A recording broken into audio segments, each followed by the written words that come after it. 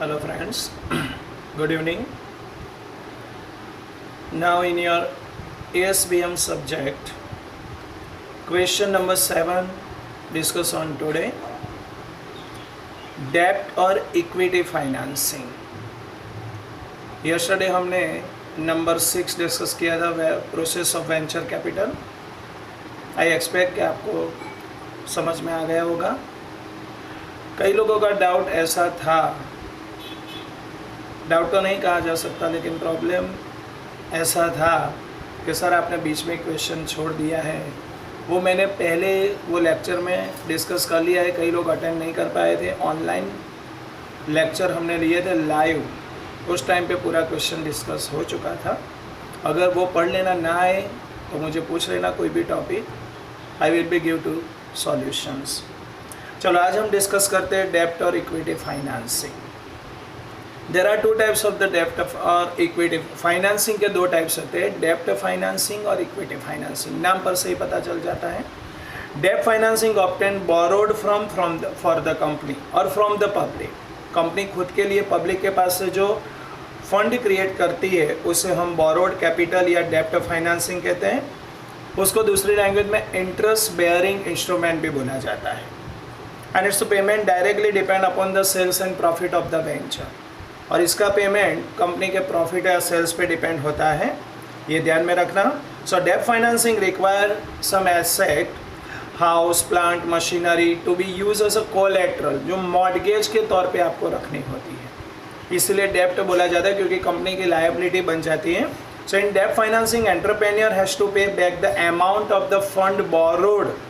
जो भी fund borrowed किया है वो वापस after some fix period of time आपको करना पड़ेगा, as well as fix amount of interest which you have to be borrowed.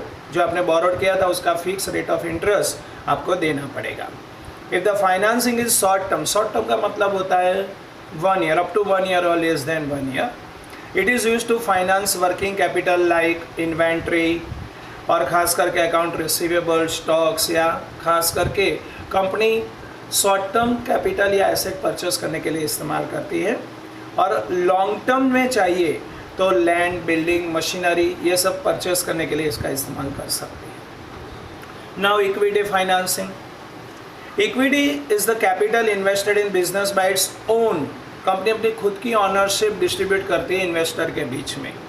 So equity financing का मतलब होता है obtaining funds for the company in exchange of share of the company. Company अपने खुद के इक्विटी शेयर पब्लिक में distribute करके सामने फंड क्रिएट करती है. It offers some type of ownership position in the venture. यानी कंपनी अपने खुद का ऑनरशिप पोजीशन बराबर कंपनी डिस्ट्रीब्यूट करती है. So equity finance is the share capital invested in a business. दो तरह का होता है ये, short term and mid term. The investors says profit of the venture as well as the dispositions of the asset on a proportional basis. ध्यान में, proportional मतलब percentage basis. यानी जब भी कंपनी लिक्विडेशन में जाती है तो कंपनी की जो भी एसेट लास्ट में बचती है वो सारा अपने शेयर के प्रपोर्शन के हिसाब से वो लोग बेच के अपनी अमाउंट वापस ले सकते हैं. और ये प्रॉफिट पे डिपेंड है. अगर प्रॉफिट होता है तो डिविडेंड दे सकती है कंपनी, अगर नहीं होता तो कंपनी डिविडेंड नहीं देगी. यानी आपकी अमाउंट एक बार इन्वेस्ट हो गई, अगर कंपनी लिक्विडेशन या लॉस में जाती है तो वापस आने का कोई चांसेस नहीं होता. That is why equity financing it's very risky financing. They are also that's a take a risk faced by the business. It is called that risk capital. Simple सी बात है. Now today we have to be discuss the internal or external funds. Same matter है.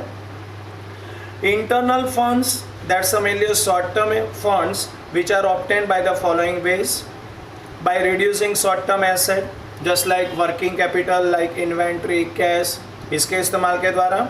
और by asking extended payment from supplier.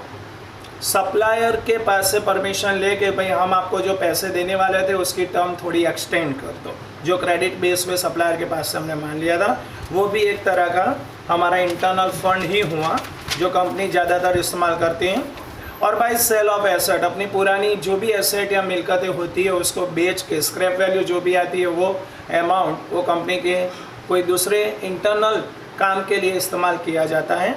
और bye collecting bills more quickly, यानी जो भी bills company के पास है रिसीवेबल्स वो सारे डिस्काउंट करके वो पैसे का इस्तेमाल करना इंटरनल हुआ। External sources, sometimes the firm may raise finance by external sources, खुद इन्वेस्ट करना अपने बिजनेस में, फैमिली मेम्बर या फ्रेंड के पास से बोरो करना, या सप्लायर से क्रेडिट पे माल लेना, या ट्रेड क्रेडिट जिसे हम बोलते हैं, कॉमर्शियल बैंक से लोन लेना, गवर्नमेंट की ग्रांट का इस्तेमाल करना फॉर रिसर्च एंड डेवलपमेंट।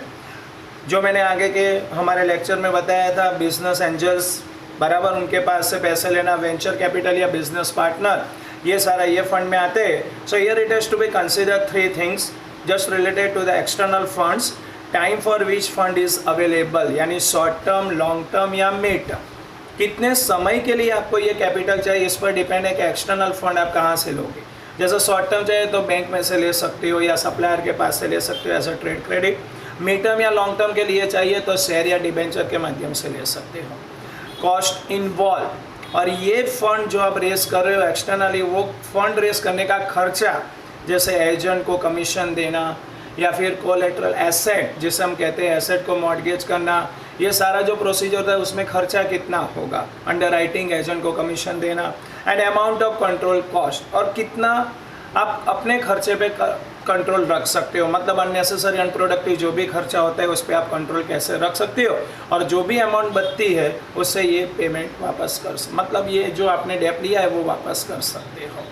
ये 3 मैटर है एक्सटर्नल सोर्सेज के लिए, that's mainly factors affecting why we have to be created external funds. फिर से एक बार बता देता हूँ, time for which funds is available, cost involve and amount of control of cost. तो बच्चों आज हमने 2 क्वेश्चंस लिए छोटे छोटे, इंटरनल एंड एक्सटर्नल एंड डेब्ट एंड इक्विटी फाइनेंस। अब एक मैटर आपके साथ डिस्कस करना चाहूँगा। अब आपके यूनिट नंबर 3 में 9 और 10 क्वेश्चंस है। नंबर 10 सिलेबस में नहीं है, ओनली 9 जो हम कल डिस्कस करेंगे, और कल ये क्वेश्चन पूरा हो जाने के बाद डायरेक्टली फ्रॉम मंडे हम एमई स्टार्ट करेंगे, macro economics unit number 3 inflation का चैप्टर। अगर ये यूनिट में कोई भी डिफ़िकल्टी हो तो आप फ्राइडे, सैटरडे या संडे में मेरे साथ डिस्कस कर सकते हो, तो आपका प्रॉब्लम सॉल्व कर दिया जाएगा। Okay, good bye.